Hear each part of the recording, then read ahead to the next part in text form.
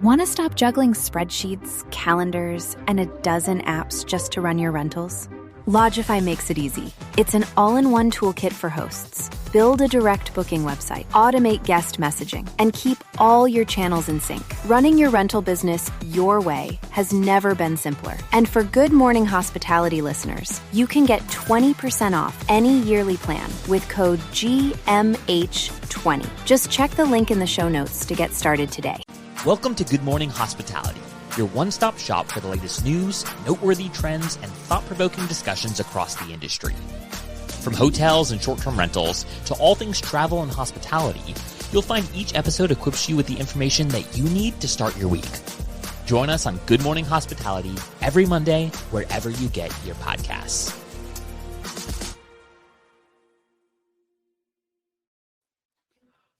Good morning.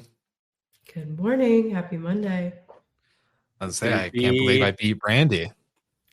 I know I'm a little slow today. I'm a little under the weather. Oh, no. Brandy's under the weather. That's not good. It's not good. That means, Michael, we got to bring the energy today. We got to bring it. It's here. It's here. The whole family's had the flu, but I've avoided it. It tends to happen somehow. Everyone gets something, but here I am. No bugs. Well, get that early morning energy, baby. Let's do it. No sorry you're not feeling that great, Brandy. You know. Yeah. Way to jump into the topics way early, Michael. Yeah. All good. But no, seriously, how was your guys' weekend? Anything fun and exciting? What did we miss in the Canali and Golden households? Well, before I got sick, I made I'm doing one of my Brandywine experiment dinners again this summer at my place in the Adirondacks. So I tested an apricot and pistachio chantilly cake. I'm not like, cakes are not my strong suit, and it came out very good. So that was like my fun Saturday project. So when are we going to experience something in Mexico? Maybe it's really weird we didn't get this invite, isn't it? Yeah, 100%. I was expecting. It was invites to the extended family only. But what are we, chop liver? We chop liver over here? GMH family, we're not. The GMH family doesn't count. Listen, I promise you at some point we will do a GMH Brandywine dinner. We'll have to poll the audience and see if we can get hooked up in a sweet big house with a big kitchen for me. Yes. Big kitchen. An industrial one, a hotel kitchen. There we go. Or a hotel kitchen. There we go. So, anyone, let me know. Isn't Steve Turk to crossover shows? Isn't Steve Turk putting together some dinners, a dinner series? I did see that. Yeah. He is. Maybe we get a seat at the table with Steve Turkey Turk. But no, it should be exciting. What about you, Michael? What about you? What did you guys do this weekend? Anything fun? Good old Dadder Day? Dadder Day, yep. And for those who are unfamiliar, Dadder Day, it's me and a group of dads with all their boys just going out to coffee shop, letting the kids wreak havoc on the local community as we sip coffee on Saturday mornings and talk about life. Make them somebody else's problem. It's great. There's a little park right next to the coffee shop we go to, and they just run wild. But it's hot, it's hot. So we're ready for fall here. Summer is my least favorite season, as anyone on the video can tell by my pale skin. Well, the exact opposite for me. I love summer, so keep it coming. No, it's a good weekend for me over here. I went camping. It was a fail because the new spot I checked out was infested with mosquitoes, and I couldn't even enjoy a nice cup of coffee through bug spray, through campfire smoke, through tiki torches, through everything. I couldn't find peace. So I ended my trip a little early, but came back and had a lovely day at home prepping for the week. So that's my weekend. Very, very exciting as a single dude. Awesome. Well, we have some interesting topics, some stories that I don't think we would normally cover, but it is a fine Monday and we have a lot of stuff in the works to announce in the near future. So we wanted to bring some fun, exciting topics. And the first thing I want to do before we get into that, though, is for all of our live viewers, let us know where you are commenting or viewing from. We want to see people all over around the world. I know we have our regulars, Paul Manzi, or Terry White. I almost said Tyler White. Geez. And many, many others. So very exciting to have our live viewers back. Let us know where you're tuning in from. And for the rest of us, let's begin. Michael Golden, I know your favorite artist has I was going to say, let Brandy take this one. I was like, this is more in my neighborhood. Well, Brandy, that was a perfect segue for you to grab a hold. What's the first story we got today? So the Bad Bunny effect. Like, I think last year we saw, the Taylor Swift effect, which as a operator in New Orleans, we saw this heavily. But just the power of some of these big artists when they announce their tours is really incredible, and people really going out of their way just to go to these tours. And so Bad Bunny obviously is like one of the most popular artists right now, and he's kind of using that popularity to bolster his, hometown. He's a hometown hero. And so in the summer in Puerto Rico, much like it is in Miami and in Alabama, it's pretty gross. It's pretty rainy. It's not the high tourist season. And so he has this 30-show residency in Puerto Rico over the summer, and it's just having an enormous impact on the island. There's like over 40% increases in bookings. You're just seeing like everything, all of the short-term rentals, all of the hotels are booked. And it's especially, in a time when like it's pretty dead. So the economic impact of this is like really incredible. So, and people are coming from all over the world to go to Puerto Rico in the summer. So it's fun. And also I'm sure his shows are so fun when they're in Miami, like the second they're announced, they're like all sold out. So I have yet to see. Well, I was going to say, what was the total economic impact that they were expecting for Puerto Rico to gain from this Bad Bunny effect? Oh my gosh. You're calling me out on a number that I have lost. But they're seeing the hotel occupancy is 67% higher for these months, which is crazy. And so you just see like across the board, this isn't just in the hotels that you're seeing these like high ADRs. Then you have like obviously all the bars, the restaurants, the grocery stores, the tours, like other parts of the island. Maybe people are tacking on, other trips or extending their trip around Puerto Rico. So it'll be interesting to see in the aftermath what like the total actual impact was. Yeah, as I'm reading the article, it's kind of crazy to see it's a residency for 30-night concert series in the San Juans, but it goes from July 11th to September 14th, and it's 30 nights, which is a lot. Like that's a huge one, just amount of work. I can't imagine being on the Bad Bunny team or even being Bad Bunny performing 30 nights. That's kind of crazy, just like Taylor Swift when she was performing like crazy amount of shows throughout her whole concert. But I believe when I was reading, there was an expected economic impact of 180 million into Puerto Rico from tourism, obviously being travel, hotels, food, all the fun stuff. But kind of crazy, kind of a crazy tour. How to cement yourself as a legend, like forever in Puerto Rico. Sure. If you're from one of these small towns or these, countries that aren't, America, Germany, UK, whatever, that's like a huge opportunity to create this impact. So I may know a song of Bad Bunny's or two. I probably don't. I couldn't name one. I'm sure I recognize one, but like mad kudos to him. And that's fantastic. Like I love seeing, bringing it back to the hometown and letting the locals really benefit from your stardom.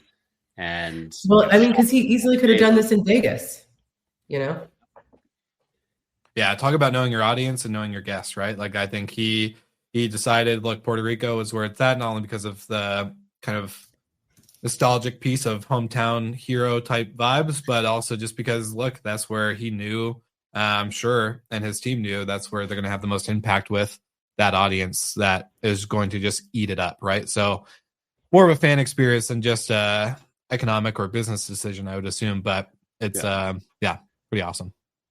Two more things. Kudos to Jamie Lane for, looks like a lot of that data came from him.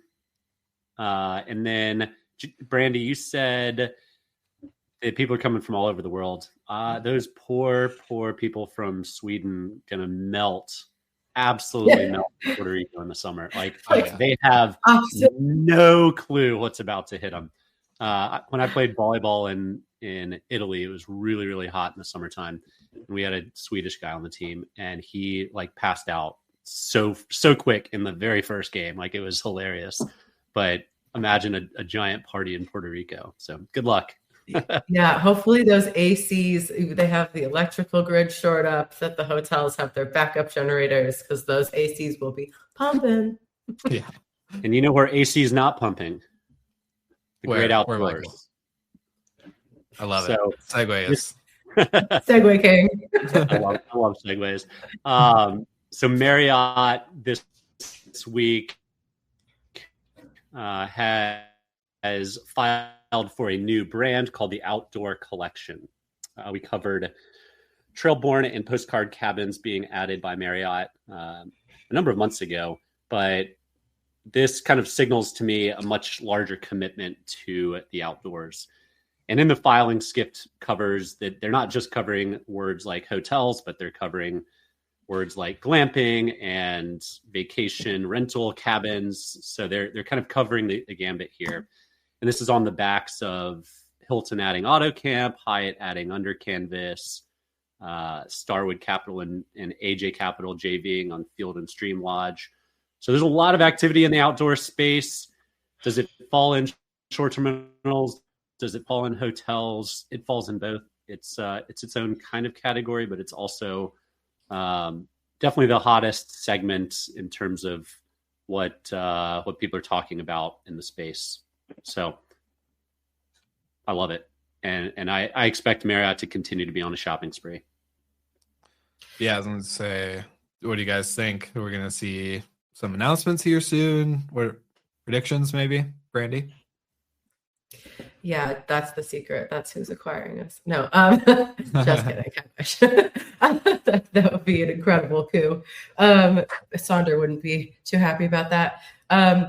But no, I think that this is just continuing. You're seeing these big, I think Marriott's really the leader right now of these big flags of doing the things that are new and exciting, or adding the bigger. But I think you're going to just keep seeing all of the big brands continuing to like amass different parts of their portfolio. You know, they have the funds, they have the branding. So yeah, it'll be exciting. I still have yet to go to any of these glamping locations. Maybe this year is the year I change that. Well, then say we got Steve Turk over at Ben Wolf's. Yeah, I was gonna say wait, that too. We had Steve Turk over at Ben Wolf's property in Wimberley, Texas last week.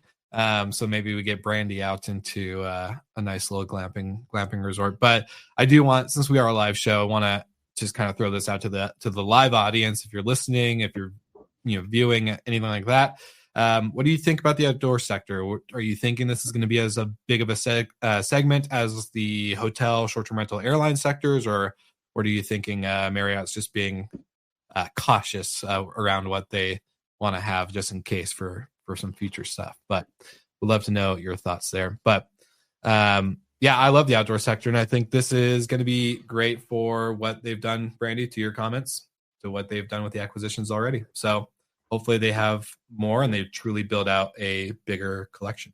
I think that's the goal, right? Hopefully one day. Right, Michael? Just build out some big collections. I can almost guarantee you, if they're not going to go through the effort of rebranding or creating a brand within the brands that already exist to shelf it or to stop at the two that they have. So they're going to continue to shop. The thing is, there's just not that many opportunities out there yet. So stay tuned.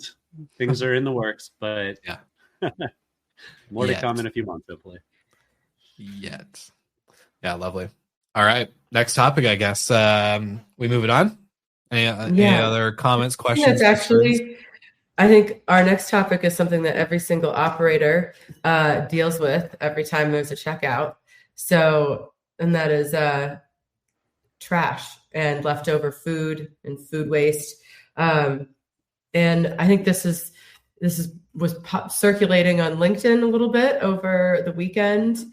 And it's interesting because if you have a big group of people and you do all of your grocery shopping and then you leave, what happens to all of that food you didn't use? And in the early days of Sextant / Romy, this is how I stocked my bar for several years and didn't pay for things, because everybody comes to Miami, they buy more than they can drink. And the Hendrix always came to me. But the bigger issue is what is this? Is a really, this article from The Hill was mentioning that it's like more waste than if you were going out to dinner, which I don't buy that at all. I mean, especially if you're with a big group, even if you leave some food in the home, that's still cheaper than if you took all 10 members of your family out to dinner, So I still think, it's obviously a huge amount of waste, but it's for the traveler, it's still cheaper to buy and waste some groceries than it would be to take the whole squad out for every meal. Yeah. Whoever thinks it's cheaper to dine out than it is to dine in is crazy. They're crazy. Yeah. And the article covers an estimated $2.5 or $2.3 billion of food wasted within short-term rental lodging each year. And that pegs it at about an average of $12 of uneaten groceries, takeout, or leftovers that end up having to be trashed. And that was published by Waste Management. What's interesting to me, we talked about this pre-show, this is kind of a weird article, but I think it's a fun topic because we all see it. We've all seen it over and over and over again. You see it almost every checkout. There's stuff that's unopened. And what do you do with it? It either gets thrown away or it goes home with the cleaners today. And great, if the cleaners want to take it, let them have it.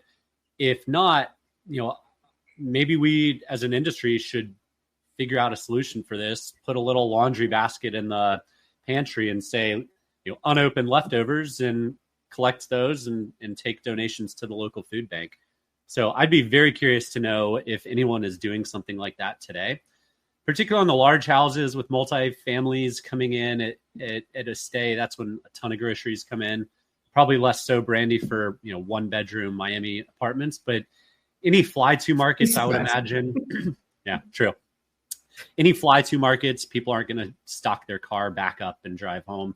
They're not going to do that with their suitcases and going through the airports. So I think I'm fascinated to know what people do with it, if it just goes home with cleaners or if there's a greater good that our industry can get behind and not have it end up in waste management's piles.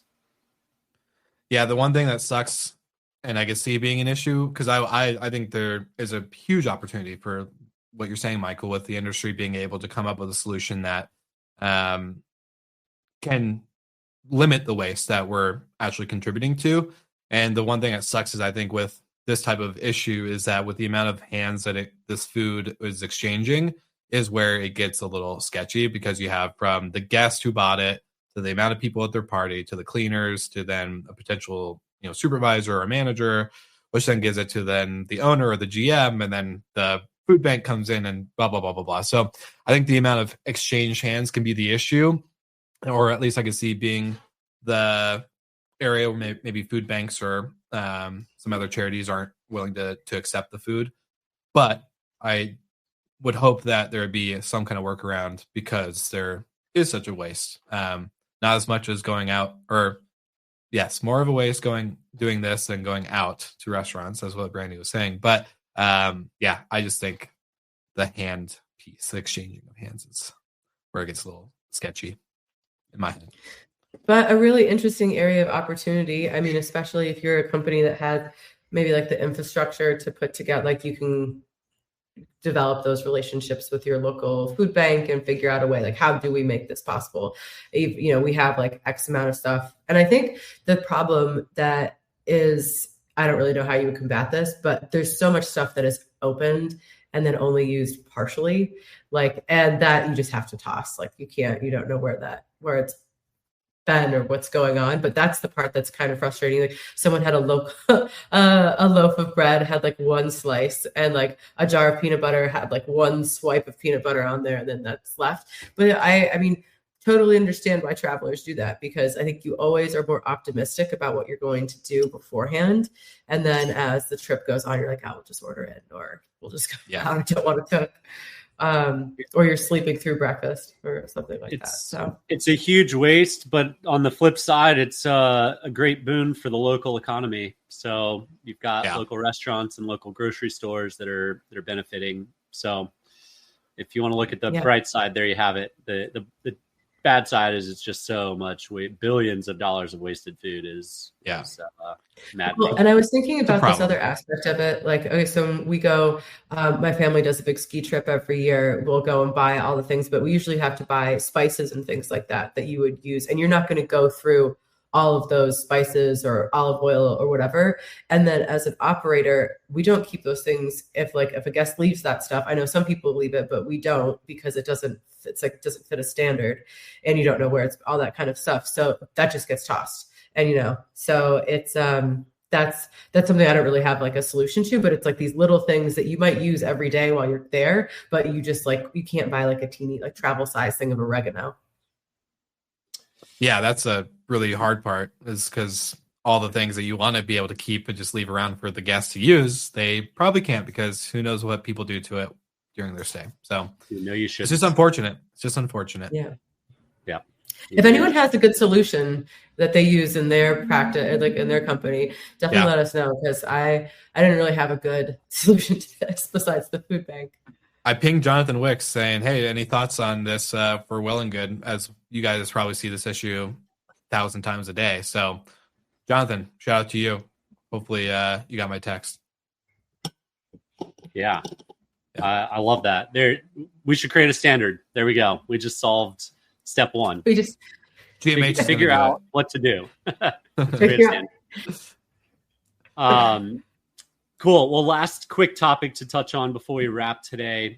The Robb Report put out an article at the beginning of the month that leisure travel market is set to triple from 5 trillion to 15 trillion by 2040. So triple in about 15 years. That's all leisure. The majority of it's coming from emerging markets, and the majority of that is going to stay for domestic travels. But tangentially, the rest of it is going to be net benefit to regional or multinational travel. And, obviously that's a great thing for everyone in the travel space. We're not a declining industry, we're an inclining industry. And I think the more you can figure out exactly who your demographic is, whether it is drive to local, regional, or if you're a heavy international market, what you can do within your properties to attract and appeal those travelers that are coming to your markets. So the travelers that go to San Francisco are probably a little bit different than that go to Miami, but figure out what fits within your segment. And all in all, I love seeing positive trends for the industry, because we've had a lot of negative ones for a while. What about that booking window? But I thought something also that was interesting is we're seeing these other countries that are, their middle class, upper middle class is expanding, and now they have the money and they want to spend it on leisure travel. And I think a couple of months ago, we touched on this article about how, especially in Southeast Asian countries where there's like this ingrained hospitality just in the culture, and how that is really reflected in their luxury product, like in their hotels and things like that. So now on a global scale, all of the kind of higher tier product has you're competing against even more regions, even more people to get this enormous amount of money that is now getting ready to be spent. And so I think it's going to push, especially at the higher end, to keep getting more and more luxurious or tailored, because you have to keep standing out against even more. Like, it's not everybody going to a Four Seasons in, I don't know, in the Caribbean or where Mexico. Like, there might be someplace in Indonesia or Malaysia that you are now also competing with. So I think it'll keep pushing the industry higher. It'll be interesting to see what happens to the middle of, like, you know, the non-luxury, but for the luxury end, I think it's going to get really exciting. Yeah, I'm excited to see what new brands pop out from this. With any type of growth in travel or tourism, I think you're going to see a huge influx of cool startups from the tech side, but also I think the excitement for me is to see the new names and faces that pop in from the brands side of becoming an operator, creating a brand, creating something bigger than just, you know, a local market type of operator maybe, or an Airbnb host. So that'll be very exciting as well. But speaking of excitement, as we wrap up the episode, I just want to say a big thank you and shout out to our friends at Guesty, because if you haven't heard the last couple of episodes, we are officially the official. Yes, we are. We're officially the official podcast partner with Guestyval, which is Guesty's conference. You don't have to be a user to attend Guestyval. It is for the industry, and it's going to be in Mexico City this September. And so if you grab the link in the show notes, or you just go to guestyval.com, you can sign up and get your ticket there. And of course, see us on stage, see us breaking stories, and of course, grabbing fun and exciting interviews throughout the conference. But yeah, that is basically it on today's episode. If you haven't already, like and subscribe to All Things Good Morning Hospitality on your favorite channel. And for you two, anything else? Anything exciting coming up? Same old, same old? Where are we at? Michael, come on It's now. It's going to be an exciting week. Look, lots of moving parts going on in all of our worlds. So the future is bright. The future is bright. Brandy, how about you? Positive outlook. I'm actually going to Boston this weekend to see some friends and get out of this soup that is Miami. So I'm excited for that. Get some like cool northeastern ocean air. It'll be nice. Yeah, I love that. Love that for you. A little jelly. It's a beautiful week here in Colorado. So just, you know, same old for me over here. So nothing too crazy. Right. Yeah, 100%. Outside of that, thank you guys so much. It's good to see you two again. And for our live viewers, our live listeners, and anyone tuning into the podcast after the live is done, thank you for tuning in. And of course, we will see you guys all again next week.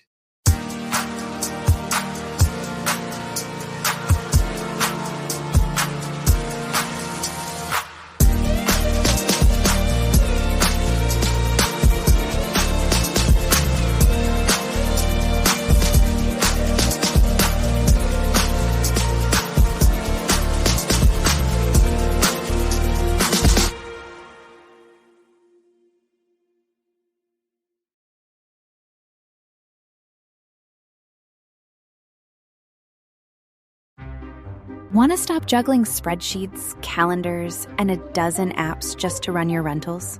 Lodgify makes it easy. It's an all-in-one toolkit for hosts. Build a direct booking website, automate guest messaging, and keep all your channels in sync. Running your rental business your way has never been simpler. And for Good Morning Hospitality listeners, you can get 20% off any yearly plan with code GMH20. Just check the link in the show notes to get started today.